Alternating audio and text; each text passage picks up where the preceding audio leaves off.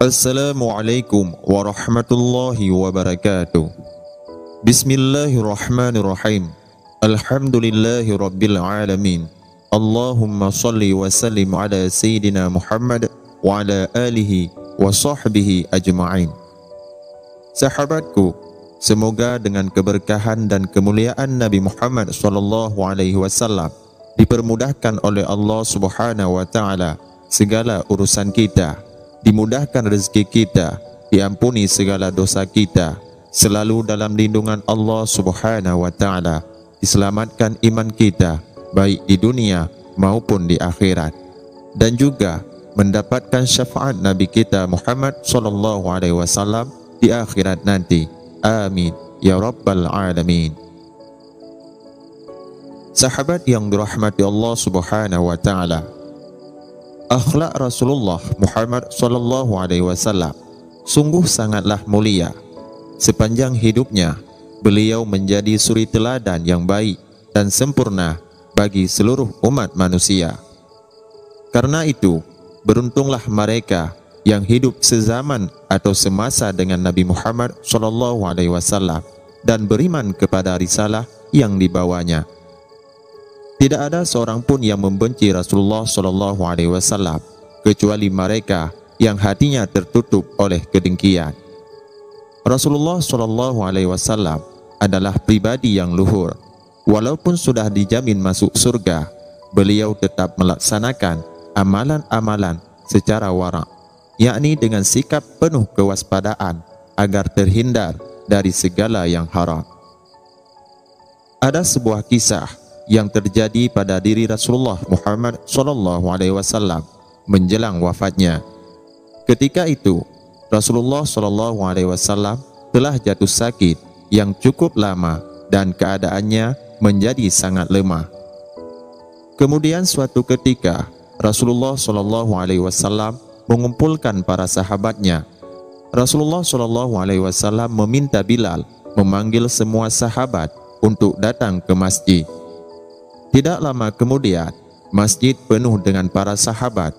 Semuanya merasa rindu setelah agak lama tidak mendapat tausiah dari Rasulullah SAW. Beliau duduk dengan lemah di atas mimbar, wajahnya pucat, menahan sakit yang tengah dideritanya. Kemudian Rasulullah SAW bersabda, "Wahai kaum muslimin, sahabat-sahabatku, aku ingin bertanya, apakah telah aku sampaikan kepada kalian bahwa sesungguhnya Allah Subhanahu wa Ta'ala itu adalah satu-satunya Tuhan yang patut disembah?" Semua sahabat menjawab dengan bersemangat, "Benar wahai Rasulullah, engkau telah sampaikan kepada kami bahwa sesungguhnya Allah Subhanahu wa Ta'ala adalah satu-satunya Tuhan yang patut disembah." Kemudian Rasulullah SAW bersabda, "Persaksikanlah ya Allah, sesungguhnya aku telah menyampaikan amanah ini kepada mereka." Kemudian Rasulullah SAW melanjutkan dengan pertanyaan-pertanyaan lainnya, dan setiap apa yang Rasulullah SAW sabdakan selalu dijawab dengan keyakinan dan pembenaran oleh para sahabat. Akhirnya, sampailah kepada pertanyaan yang menjadikan para sahabat sedih dan terharu. Rasulullah SAW menyampaikan sebuah pesan yang sangat menyentuh hati para sahabat. Beliau bersabda, "Wahai kaum muslimin, sesungguhnya aku adalah Nabi, pemberi nasihat, dan mengajak kepada Allah Subhanahu wa Ta'ala atas izinnya. Bagi kalian, aku tidak berdaya seperti saudara yang sebapak dan seibu. Sesungguhnya aku akan pergi menemui Allah, dan sebelum aku pergi, aku ingin menyelesaikan segala urusan dengan manusia. Maka aku ingin bertanya kepada kalian semua, adakah aku berhutang kepada kalian? Aku ingin menyelesaikan hutang tersebut, karena aku tidak mau bertemu dengan Allah Subhanahu wa Ta'ala dalam keadaan berhutang dengan manusia." Ketika itu, semua sahabat terdiam. dan dalam hati mereka masing-masing berkata, mana mungkin Rasulullah SAW berhutang dengan kita? Kamilah yang banyak berhutang kepada Rasulullah SAW. Rasulullah SAW mengulangi pertanyaannya itu sebanyak 3 kali. Tiba-tiba seorang sahabat bernama Ukasyah bin Mihsan bangun berdiri. Ia seorang sahabat yang dulunya sebelum masuk Islam adalah mantan preman, dan dia berkata, "Ya Rasulullah, aku ingin sampaikan satu masalah. Seandainya ini dianggap hutang, maka aku minta engkau menyelesaikannya. Seandainya bukan hutang, maka tidak perlulah engkau berbuat apa-apa." Rasulullah SAW bersabda, "Sampaikanlah wahai Ukasyah." Maka Ukasyah pun mulai bercerita, "Aku masih ingat ketika di suatu perang dulu, engkau menunggang unta, lalu engkau pukulkan cambuk ke belakang untamu. Tetapi cambuk tersebut tidak mengenai pada belakang unta. Justru yang terkena adalah dadaku. Karena ketika itu aku turun dari untaku dan mendekat ke arah engkau. Aku berdiri di belakang unta yang engkau tunggangi, wahai Rasulullah. Aku tidak tahu saat itu apakah engkau bermaksud mencambukku atau mencambuk unta." Mendengar penjelasan Ukasyah, Rasulullah SAW bersabda, "Sesungguhnya itu adalah hutang, wahai Ukasyah. Kalau dulu aku pukul engkau, maka hari ini aku akan terima hal yang sama." Dengan suara yang agak tinggi, Ukasyah berkata, "Kalau begitu, aku ingin segera melakukannya, wahai Rasulullah." Ukasyah seakan-akan tidak merasa bersalah mengatakan demikian terhadap Rasulullah SAW. Sedangkan ketika itu sebagian sahabat berteriak marah pada Ukasyah, "Sungguh engkau tidak berperasaan, Ukasyah.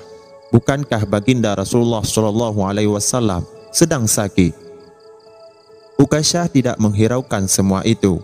Namun Rasulullah SAW meminta Bilal mengambil cambuk di rumah anaknya Fatimah. Bilal meminta cambuk itu dari Fatimah. Kemudian Fatimah bertanya, "Untuk apa Rasulullah SAW meminta cambuk ini, wahai Bilal?" Bilal menjawab dengan nada sedih, "Cambuk ini akan digunakan Ukasyah untuk memukul Rasulullah SAW." Terkejut dan menangis, Fatimah seraya berkata, "Kenapa Ukasyah hendak pukul ayahku Rasulullah SAW? Ayahku sedang sakit. Kalau mau ia pukul, maka pukullah aku, anaknya." Bilal menjawab, "Sesungguhnya ini adalah urusan antara mereka berdua." Bilal membawa cambuk tersebut ke masjid, lalu diberikan kepada Ukasyah. Setelah mengambil cambuk, Ukasyah menuju ke hadapan Rasulullah SAW.